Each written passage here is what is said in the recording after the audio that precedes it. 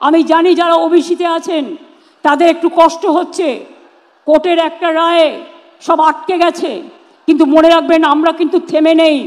আমরা কোর্টে, সুপ্রিম কোর্টে বড় বড় আইনজীবী দিচ্ছি, তার কারণ আমার অনেক চাকরি আটকে গেছে কোর্টের এই রায়টা বেরোনোর পর।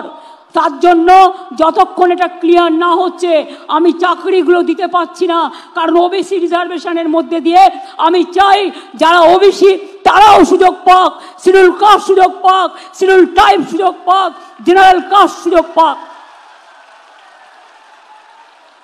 মনে রাখবেন আমি যখন 17% রিজার্ভেশন করেছি, জেনারেল কাস্টের লোকেরা ভাবে সবার জন্য রিজার্ভেশন আছে, আমাদের কি হবে। তাই আমি কিন্তু আপনাদের কোটা কাটিনি, আমি ওবিসি ছেলে মেয়েদের জন্য 17% এক্সট্রা টাকা দিয়ে এক্সট্রা সিটের ব্যবস্থা করেছি, যাতে আপনাদের কোটায় হাত না পড়ে, যাতে আপনারাও ভালোভাবে আপনাদের পড়াশোনা করতে পারেন। সবটাই করা হয়েছে, বাকি কিছু রাখা হয়নি।